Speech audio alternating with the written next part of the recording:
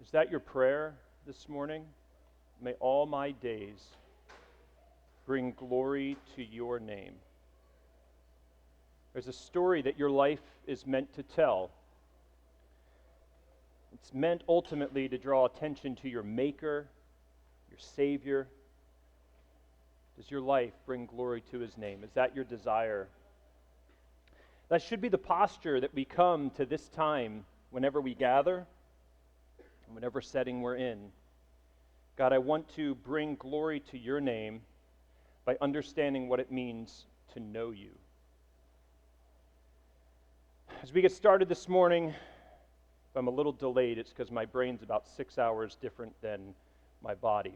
But working through a little jet lag, I still want to advance our study here in Exodus. 3 more messages and a 2.5-year study in Exodus will be over, at least for our Sunday gathering. And God has been teaching us. He's been giving us vivid examples to live by, illustrations for how we're to understand God, understand ourselves, understand the relationship that He wants to have, and the relationship that He wants to have with His people. Today, we're brought to Exodus 33 and 34. Exodus 33 and 34. Now, that's 2 chapters, and we have been moving more quickly here in the last number of chapters. We're going to do our best to get as far as we can, just watching time today, and then we'll pick up wherever we leave off and either do a little review or finish out things next week. And then we have 2 weeks to close out the entire book, where there's a lot of repetition, really where what God told them to do in making the tabernacle is going to be done. And we're going to see that they were obedient in that way. But before we get there, we have to talk about what happened next. After our last time we were in Exodus a couple of weeks ago, before the glorious remembrance of Christ's death and celebration of His resurrection, we took a break, and now we come back right after Israel has made a massive, massive failure. I almost said mistake. They've committed a terrible sin against God. To put it in different terms, they took the relationship that should have been most important to them, and they treated it like it was nothing. They revealed that they were rebels at heart. And here, their God, who had proven Himself time and time and time again, and had been so good to them, had rescued them over and over, had provided for their every need miraculously, given a little 40-day window, 40-day window, and that was enough for them to forget it all. And to begin to posture themselves to try to keep God a part of their life on the one hand, but also do things the way that their flesh was used to doing it because they had grown up in Egypt. And so they were trying to mix this idea about their God, and maybe even they would say a good God who had rescued them, but then there's also like this desire for them to be, more, you might say, physical and sensory, and, do the dancing and do all of the, when I say dancing, I mean the sensual and even sexual kind of dancing that was connected to the ancient idol worship. And so they're trying to mash it all together because their flesh, their bodies, their desires, they want one thing, and yet they know they can't completely forget God, so they try to bring them together. They make a golden calf, which God said not to do, not to make any image, no graven images, which they were used to from Egypt. They went with what they were used to, instead of what God saved them for, which was to do things in a different way, a new way, a set-apart way. 40 days. That's all they needed. Their leader was gone up the mountain. They said, we don't know exactly what's happening up there, but God is a terrifying God, but we've got issues to deal with down here. The people are crying out. They want to get active in their worship of this new God and start this whole new journey. And so Aaron, as we remember, Moses' brother, leads the people to take all of their gold, melt it down, and to make a golden calf. They messed up. They messed up big time. They sinned. They destroyed, from their side of things, a relationship that was supposed to mean so much more. If I had to put a title, and I failed to get the slide in here, I apologize. If to put a title on here, we put the title, Now What? Now what? And I think if all of us take a moment to think of the biggest failure, especially relational failures, where we've hurt others, we may have sat there in a moment and said, well, now what? Where's this relationship going?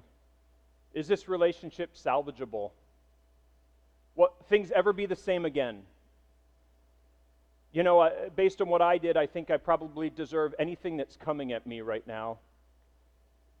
We can fall into self-loathing, or we can try to blame shift and justify and try to make it look like it really has nothing to do with me when it most certainly does, at least have partly to do with you. For the Israelites, it had everything to do with them. God had not failed them. They had failed him. They had taken for granted this relationship. They had sinned against God. They had broken out against him. They had rebelled. We can put it a lot of different ways. They messed up. Now what? Now what? Will God destroy them? Start over again? We've already had hints of that.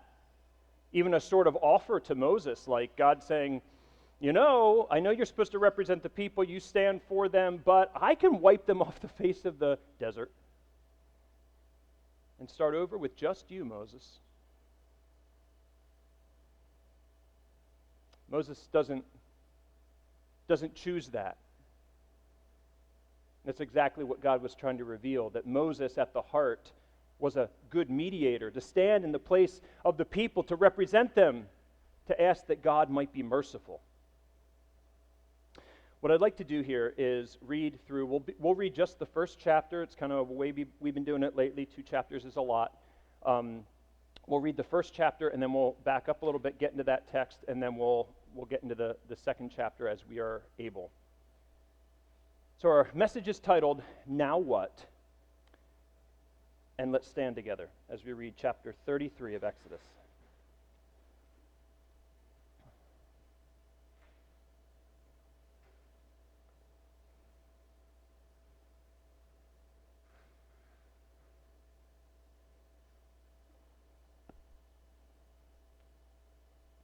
Back up just one verse. 32 verse 35, we'll start there. So the Lord sent a plague on the people of Israel because they made the golden calf, the one that Aaron made. The Lord said to Moses, depart, go up from here, you and the people whom you have brought up out of the land of Egypt, to the land of which I swore to Abraham, Isaac, and Jacob, saying, to your offspring I will give it. I will send an angel before you, and I will drive out the Canaanites, the Amorites, the Hittites, the Perizzites, the Hivites, and the Jebusites. Go up to a land flowing with milk and honey. But I will not go up among you, lest I consume you on the way, for you are a stiff-necked people. When the people heard this disastrous word, they mourned, and no one put on his ornaments, for the Lord had said to Moses, say to the people of Israel, you are a stiff-necked people. If for a single moment I should go up among you, I would consume you. So now take off your ornaments, that I may know what to do with you. Therefore the people of Israel stripped themselves of their ornaments from Mount Horeb onward. Now Moses used to take the tent and pitch it outside the camp, far off from the camp, and he called it the tent of meeting. And everyone who sought the Lord would go out to the tent of meeting, which was outside the camp. Whenever Moses went out to the tent, all the people would rise up, and each would stand at his tent door and watch Moses until he had gone into the tent. When Moses entered the tent, the pillar of cloud would descend and stand at the entrance of the tent, and the Lord would speak with Moses. And when all the people saw the pillar of cloud standing at the entrance of the tent, all the people would rise up and worship each at his tent door. Thus the Lord used to speak to Moses face to face, as a man speaks to his friend. When Moses turned again into the camp, his assistant Joshua, the son of Nun, a young man, would not depart from the tent. Moses said to the Lord, "See, you say to me, 'Bring up this people,' but you have not let me know whom you will send with me, yet you have said, 'I know you by name, and you have also found favor in my sight.' Now therefore, if I have found favor in your sight, please show me now your ways, that I may know you in order to find favor in your sight. Consider too that this nation is your people." And he said, "My presence will go with you, and I will give you rest." And he said to him, "If your presence will not go with me, do not bring us up from here. For how shall it be known that I have found favor in your sight, I and your people? Is it not in your going with us, so that we are distinct, I and your people, from every other people on the face of the earth?" And the Lord said to Moses, "This very thing that you have spoken I will do, for you have found favor in my sight, and I know you by name." Moses said, "Please show me your glory." And he said, "I will make all my goodness pass before you, and will proclaim before you my name, the Lord. And I will be gracious to whom I will be gracious, and will show mercy on whom I will show mercy. But," he said, "you cannot see my face, for man shall not see me and live." And the Lord said, "Behold, there is a place by me where you shall stand on the rock. And while my glory passes by, I will put you in a cleft of the rock, and I will cover you with my hand until I have passed by. Then I will take away my hand, and you shall see my back, but my face shall not be seen." This is the word of the Lord. Thanks be to God. You can be seated. We'll walk through this chapter and the next as quickly as we can this morning. I give you 7 headings. This will break up the passages. And we begin, first of all, with presence, with a question mark. So to say, presence. Next, intercession. Next, requests. Then notice presence with an exclamation point. Then renewal, some reminders, and we'll close out with radiance. These will be our headings: presence, intercession, requests, presence, renewal, reminders, radiance. Let's begin with presence or presence. We look at verses 1 through 6 that we just read. And what we find here is that the Lord proposes a situation where Israel could get the promises without God's presence. They could get the promises without God's presence.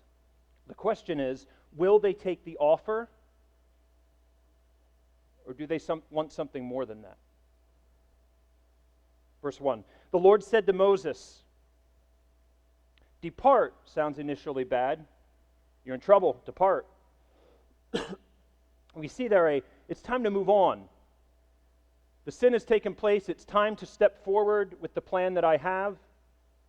Depart, go up from here, Mount Sinai, you and the people whom you have brought up out of the land of Egypt. Notice God is saying, these are your people. Remember, God and Moses are sort of going back, and God's making it very clear that Moses, you represent the people, and Moses is making clear back to God, not that God doesn't know, but Moses is making strategically clear, they're your people. So there's a little bit of that going on here. Depart, go up from here, you and the people whom you have brought up out of the land of Egypt, to the land of which I swore to Abraham, Isaac, and Jacob. Well, there's the promises that God had given to Abraham. Get up. It's time to go. It's time to move forward. The sin has taken place. You've completed burying the bodies. It's time to depart. It's time to go.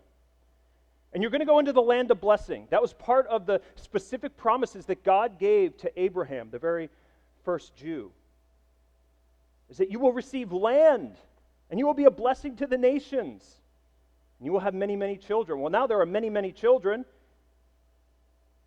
God says it's time to go to the land. I swore it to Abraham, Isaac, and Jacob, saying, to your offspring I will give it. He says, I will send an angel before you. So even here, a sense of they wouldn't be alone. There would be some messenger from God. And he says, I will drive out the Canaanites, the Amorites, the Hittites, the Perizzites. These were all pagan, idol-worshiping, child-sacrificing cults and groups across the land of Canaan. The Hivites, the Jebusites. Verse 3.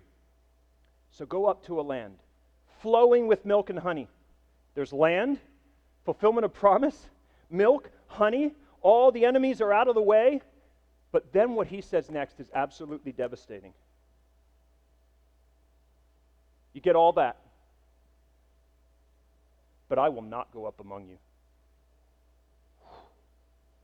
lest I consume you on the way. For you are a stiff-necked people. Just like the thing you worshipped not long ago, that rigid golden calf. You are rigid. You have a hard heart. Seems inevitable. I'm just going to have to destroy you. So I'll let you go, and you can have the blessings, but I'm not going to go with you. Look at verse 4. When the people heard this disastrous word, they mourned, and no one put on his ornaments. They didn't rise up and put on full regalia and march out and say, we have done it, woo, we get to go into the land. Something struck them. If God isn't going with us, then that is terrifying. Who are we without God going before us? Who are we without God being with us? Perhaps suddenly the entire golden calf incident made sense as to what was really truly broken about it. They had traded out their God for a piece of gold.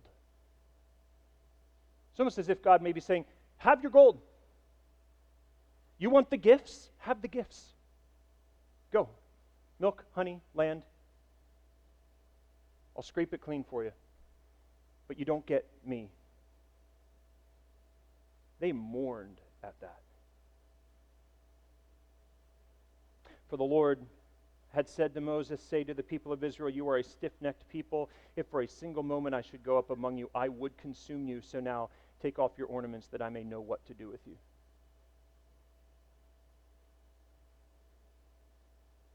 God's proposal terrifies them.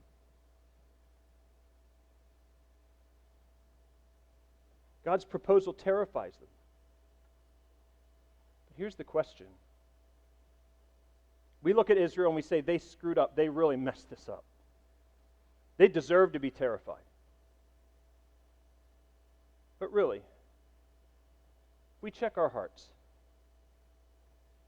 does the idea of a future that may not have God's personal presence, but that would have all kinds of blessings? I mean, a relationship with God is hard. It gets complicated. We complicate it. It requires sacrifice. It means saying no to an awful lot. But I wonder if the same deal were on the table for us. You can have all the success that you can find in this life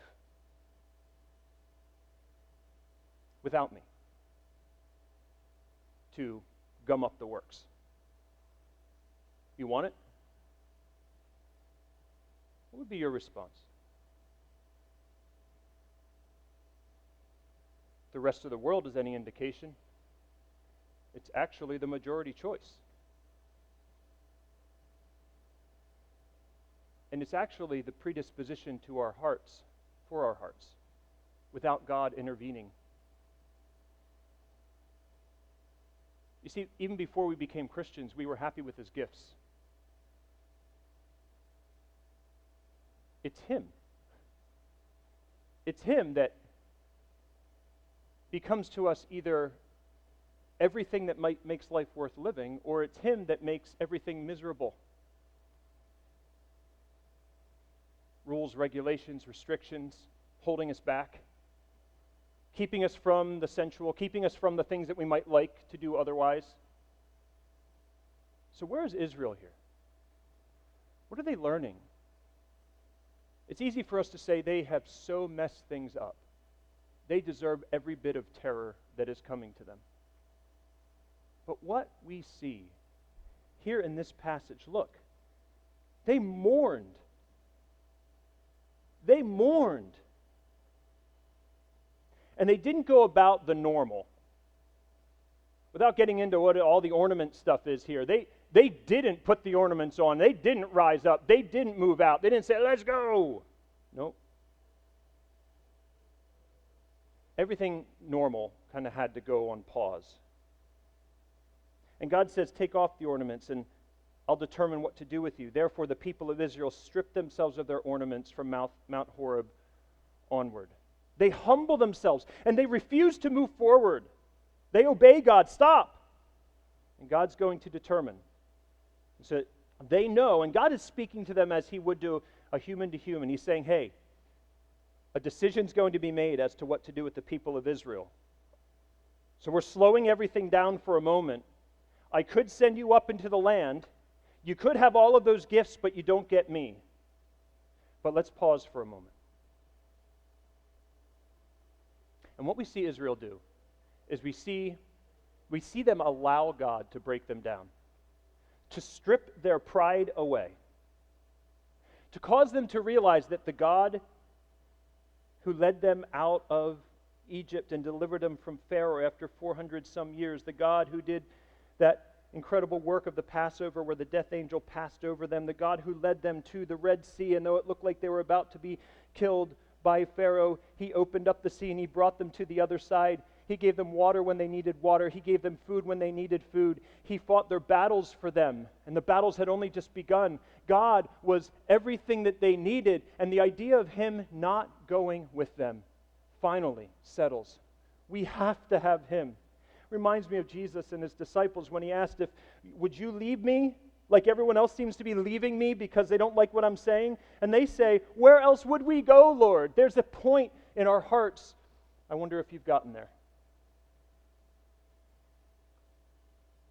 Where when given all the other options that there are in life,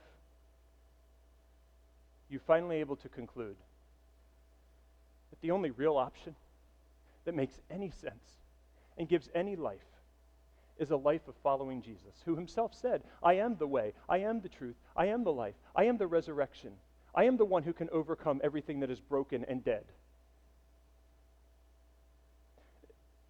And some of us have gotten to that place as a major life decision where we yield over our hearts to Jesus, but are we there now?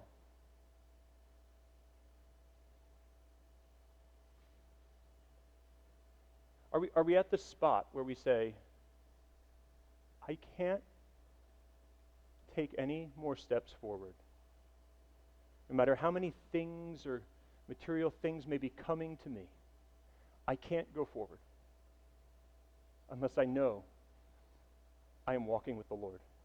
And the Lord is walking with me. So what we learn here is that sin,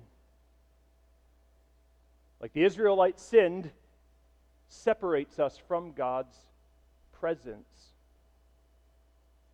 And the question becomes, does that matter to us? Do we hate the sin that keeps popping up in our lives? Say, I'm so tired of the way it takes me from the Lord, where it takes me from fellowship with Him, where I keep leaning into my flesh and I keep hurting the people around me. I'm just saying, God, Jesus, I need you. I need you.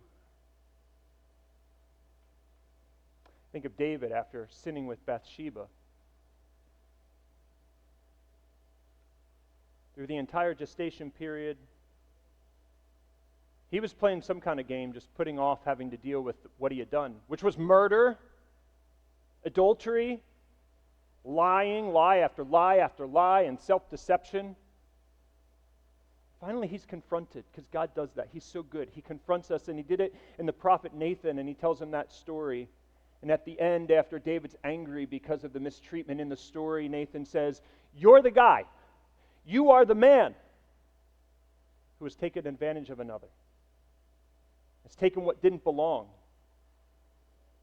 David's heart broke. It's the reason he's called the man after God's own heart. Are you a man after God's own heart? A woman after God's own heart? A middle schooler, a high schooler after God's own heart? You say, I want you. I want sweet fellowship.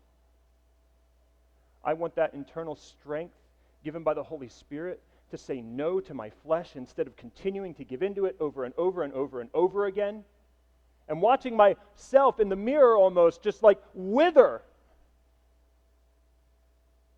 And not just after a while, not just spiritually, but wither in other ways. Spiritually, emotionally.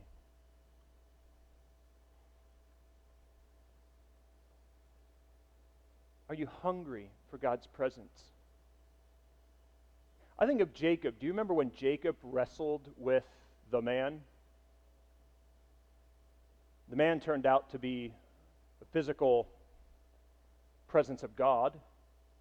And Jacob's wrestling and recognizes this, believing it to be a messenger from God or God himself. He wrestles with this angel. And the messenger says, "You want out?" And he goes, "No. I'm going to fight until I win over you. I am going to fight until you bless me. Because going forward without your blessing isn't life the way that you've designed for me to live it. I need your blessing." And so he fights and he fights and he fights. And what happens is that angel takes his hip and he leverages himself and he yanks it, and the hip goes out of joint. And the rest of his life, Jacob will walk with a limp. But in the end, it said he won. Because he wrestled with God. And he won because he received God's blessing. Some of us have some wrestling to do. Wrestling that says, "God, help me." And wrestling against sin to say, "I do not want to proceed unless I know you are with me." And what it does is it invites us into taking time. Let's talk about sabbatical. We've talked about Sabbath. We'll talk about it again. Is there a stopping point in which we say, am I running on my own strength, or am I living off of the glorious presence of God in my life? These are important questions. Let's not move on without him. Let's not take his gifts without taking his presence. Well, there's, of course, more to the story. And that brings us to our second heading under the word intercession. Look at verse 7. Moses used to take the tent and pitch it outside the camp. Now, we've heard about the tabernacle, of course. And here we have a tent that we're meant to envision. But this tent is not at the center of the camp. This tent, connected to this whole situation, is going to be pitched outside the camp, far off from the camp, it says, and Moses will call the tent of meeting. And everyone who sought the Lord would go out to the tent of meeting. Okay. So now we're kind of in this pause mode. We're asking, do I love God more than his things? And now Moses goes and he sets up this tent. It's not in the center of camp. It's outside the camp. And the people have an option. Will they come to God? God having come to them, wants to come to them, are they willing to go to where he is, to worship him? Do they love him enough to pursue him? And everyone who sought the Lord would go out to the tent of meeting. So some certainly did, maybe most, which was outside the camp. Verse 8, whenever Moses went out to the tent, all the people, now this is what this means. If the people are about to rise up if Moses goes out, then the people have all eyes on Moses. Whenever Moses went out to the tent, all the people would rise up. Moses is going out, Moses is going out. The word gets around, right? You can hear the shouts. He's going up. People come out. All the people would rise up, and each would stand at his tent door and watch Moses until he had gone into the tent. Verse 9, when Moses entered the tent, the pillar of cloud would descend and stand at the entrance of the tent, and the Lord would speak with Moses. So now they're saying, we're terrified, we don't want to go forward without God, and now all attention is going on Moses. This is strange. No, it's going on the fact that God is meeting with Moses. Where Moses, the middleman, goes is where God will meet. And their attention is on him. Verse 10, and when all the people saw the pillar of cloud standing at the entrance of the tent, all the people would rise up and they would worship. No longer a golden calf. They're worshiping the God who is meeting with the mediator, each at his tent door. Verse 11, thus the Lord used to speak to Moses face to face. This is a bit of a turn of phrase because we know later, we're about to learn that that's an impossibility to truly be face to face. But Moses would speak to God, or God would speak to Moses face to face as a man speaks to his friend. When Moses turned again into the camp, his assistant Joshua, the son of Nun, a young man, would not depart from the tent. So Moses sets up the tent of meeting outside the camp. And God will manifest his presence by this pillar of cloud. And God goes and meets where the mediator shows up.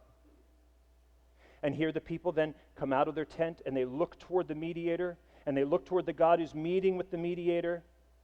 And they want and desire for Moses to represent them. And they want to get a clear word from the Lord that he is with them.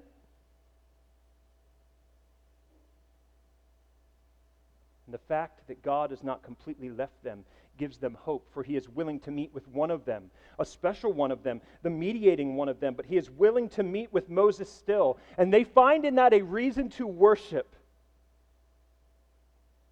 And it seems that this became a regularity. It's something that was regular for them, at least for a time. You know, it's true, just a little side note, that when we know that people are encountering God, perhaps they're studying God's word, they're learning things, they're then going, trying to put it into practice, they're calling out for God's help, they're able to share with us how God strengthened them to do a really hard thing. When we see other people encountering God, it can stir our worship and it stimulates our desire for his presence. And that's what was happening. They were seeing Moses have fellowship with God and Moses representing them, and they're saying, we want to worship God, for he is willing to meet with our mediator. And Moses' obedience in all of this, Moses taking on this role, would empower and encourage the people to think, yes, there is a future for us. And so when Moses meets God at the tent, he speaks to him face to face as a friend, the text says. You know, we have to be careful keeping it too light when we speak of God and relating to him. There are ways that are more or less helpful. But to think of God as a friend.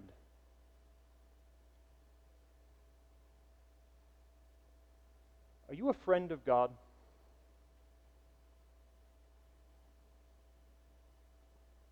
Are you on friendly terms with God? How do you know?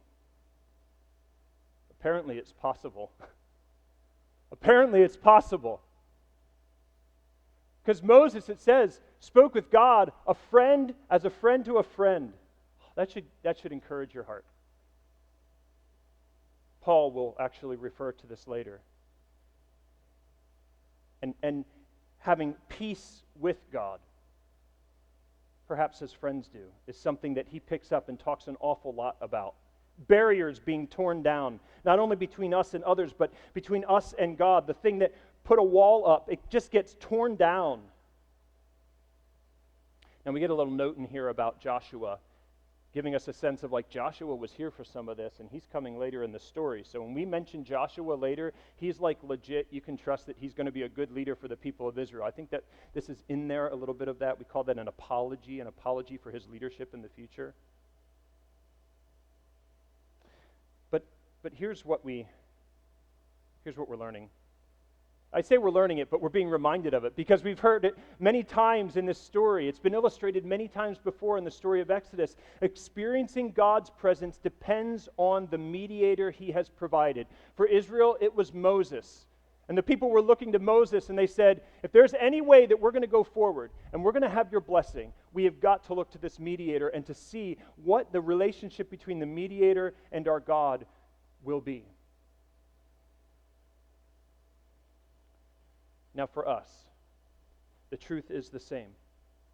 If we are to experience God's presence in our lives, in our hearts, in the details of our schedules, it will depend on the mediator he has provided. If we're to experience him fully, it comes down to the mediator. Well, who is the mediator for us? Moses is dead. He's dead. Moses is dead. It's not him. Of course, we know who it is, right? Because 1 Timothy 2:5 says this. There is one God, and there is one mediator between God and men, the man Christ Jesus. Jesus is the better Moses. Jesus is the unkillable Moses. Well, they killed him, but he raised again, didn't he? Jesus is better, and Jesus makes relationship with God and his presence in our lives possible. I know this seems basic. I'm just reminding you of what you already know, but I am asking, do you value this presence? Do you confess your sin? Because if we confess our sin, he is faithful and he is just to forgive us our sin and to cleanse us from all unrighteousness on a regular, ongoing basis. Knowing that behind all of that, Jesus has died in our place and has paid for and covered all of our sin. But the relationship piece, it's the relationship piece that brings us back to saying, I messed up. This is what it is. This is what I did. This is how it was a form of idolatry. I'm just agreeing with you, God. I'm confessing my sin. That's what confess means, to say the same thing God would say about my actions that he does. And I'm just agreeing with him. And here's the crazy thing. Jesus says, I've got a remedy for that. And now that we're talking honestly with one another, very good. Here's what I need to remind you. I died for that. I died for that. So your confession allows me to cleanse you in real time, right here and now, based on the work of the cross, so that you can have fellowship with God again. So, we see first of all, is there presence to be had? That was our first word. Well, as long as there's a mediator, interceding for us, pleading our case before God, standing as his friend. For them, that was Moses. For us, that's Jesus. Let's get to the third point. We'll finish out the others next week. The third point is under the heading of requests. All right, so Moses is standing before God. There's worship happening. People are hopeful that this friend-to-friend interaction of Moses to God will bring about a clear path forward for what life means for them next. Verse 12. So now it's as if we've moved into the tent and we're overhearing. Verse 12, Moses said to the Lord, see, you say to me, bring up this people. But you have not let me know whom you will send with me. Yet you have said, I know you by name, and you have also found favor in my sight. So he's saying, we don't have the answers yet as to what it's looking like going forward, God. Are you going with us? And at the same time, you tell me I've found favor in your sight. Verse 13. Now therefore, if I have found favor in your sight, please show me now your ways, so that I may know you in order to find favor in your sight. He says, I want to be in alignment with you. Please show me, God, what you have. What are your purposes? What are your ways? I'm sure that had a practical application. Exactly what do the next steps forward mean? And also, what is your big picture plan, God? Is it changing from what you've said in the past? And then look at the next phrase. Consider too that this nation is your people. Remember? Before we have God saying, these are your people, Moses, and now Moses is coming back and he's doing his part and he's saying, they're your people. They're your people, God. Verse 14. And God said, my presence will go with you.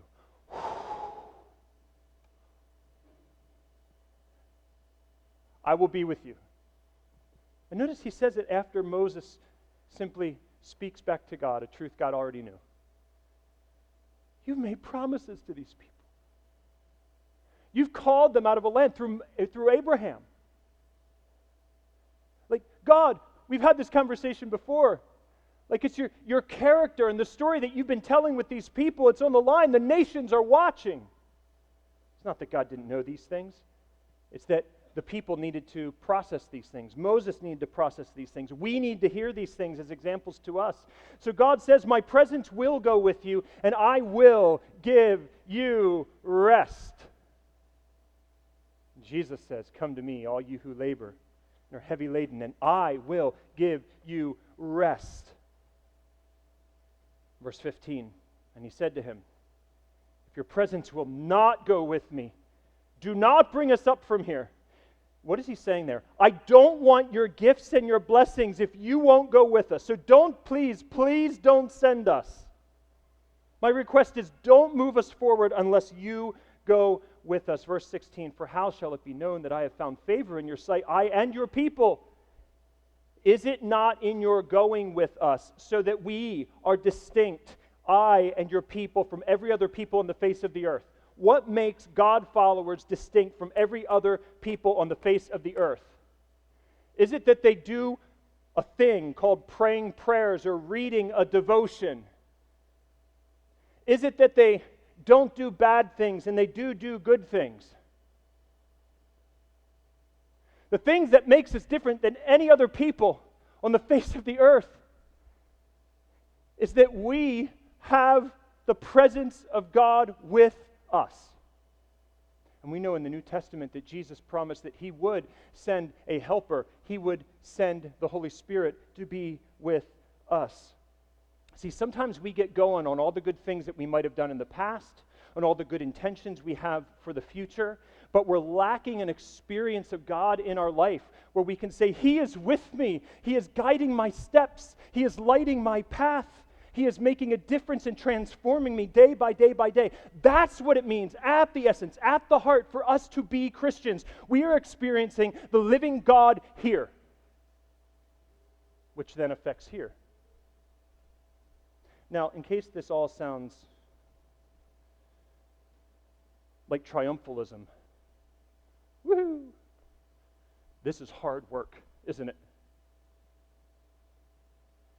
It puts us in the trenches of fighting flesh. It puts us in the trenches of getting help. It puts us in the trenches, and it's not an overnight thing, as sometimes it could be, but sometimes we would expect that it will be, and we find like, no, it could be months, years of hard fighting against lies to finally say, no, there's a truth that Jesus has said, and he's speaking it into my heart, and he's speaking it into my life, and I'm receiving it as true and real, and now I've gone years and years and years, and finally I'm seeing a little breakthrough. But we have to continue fighting. It's why Paul says, I have fought the good fight, I have finished my course, I have kept the faith. Faith doesn't mean that we experience everything we want to experience in this immediate moment, and then that fuels the next thing going forward. It's knowing that blessing is coming, though it may not be here now. But can we take the truth that Jesus has given us? Can we take these relational words of his love toward us? Can we take the mercy that we'll talk about next week? And can we say, that is toward me, and I am washed and I am clean, and he has called me his child, and now I'm going to fight to live like his child? This is getting to the heart of what it might look like to live with the presence of God in our lives, constantly taking hold of the truth, despite what we feel and what's going on around us and what the world says about us. And we have that whole identity series where we touched on some of these things. Let me finish this point out, and we'll have the team come up and we'll finish with a declaration that I want to know Jesus more. That's where we're going with this. All right. So he's making some requests. Ultimately, the big picture is that Moses is asking for God's presence, yes. But with that, he wants to know, and he says it, there's two phrases. Look first in verse 13. He says, please show me now your ways. We talked about that. But I want you to now look down at verse 18. We'll skip ahead just a little bit where he says, please show me, almost the same construction, at least in English, please show me your glory. Now, this happens after the Lord says to Moses that he will do what he's being asked. And then Moses says, please show me your glory. But I want you to see, he wants to know God's ways, and he wants to see God's glory.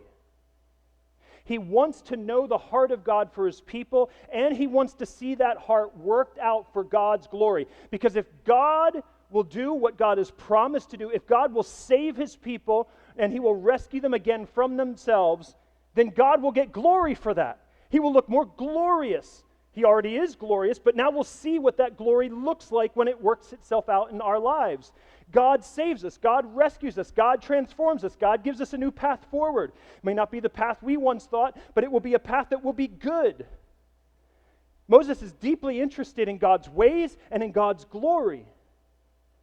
And this should be the heart of Christians. This should be the heart of Christian leaders and fathers in their home and moms in their home and toward kids and in our church and in other leadership contexts. The people's good and God's glory. That which is really, truly best for our kids and which will bring glory to the fact that God said it'll work this way, or that this is what is best. He's interested in God's ways and God's glory. And in this, he is being a good mediator. He wants good things for the people, and he wants good things for God's reputation, and he's not really in it for himself. Remember, he didn't want Israel scraped off the map so he could get the glory by a new people being started with him. He's already turned that down. Now, Moses, what he does is he appeals to this relationship he has with God, speaking to him as friend with friend,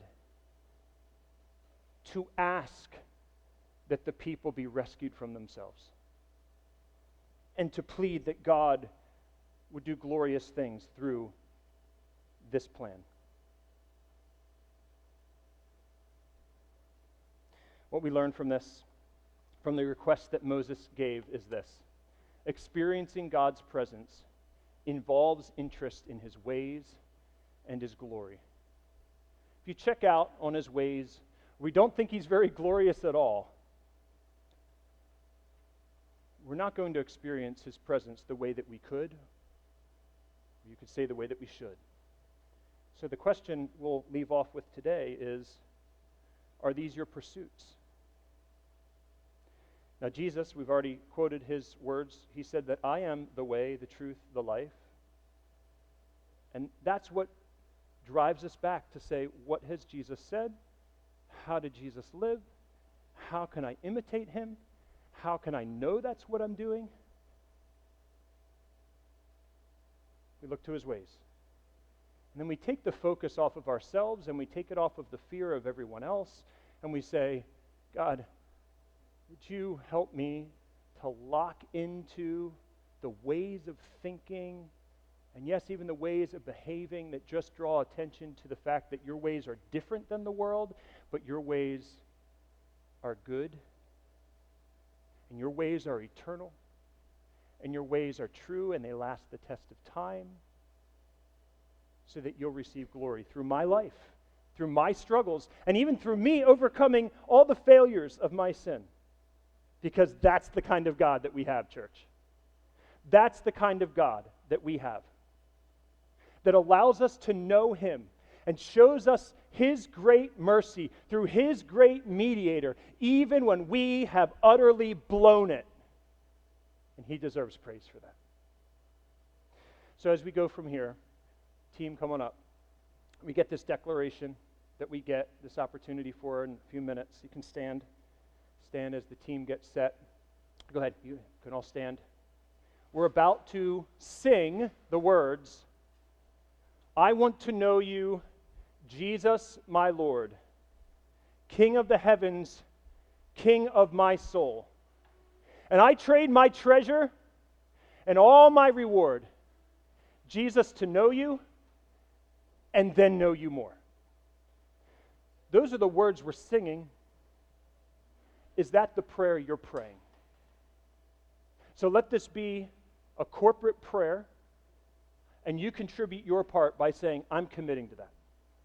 And this week as we go from here, and you might have questions, and you might need to ask around and say, okay, the idea of knowing God, experiencing his presence, this is strange to me. Let's talk. Let's ask questions to the people we think might have something to say about that, or at least have had similar questions. Ask questions, but pursue. Go hard after the answers which say, this is how you can know God. But let's first see if our hearts are set that direction, to know him, and then to make him known. Let's sing.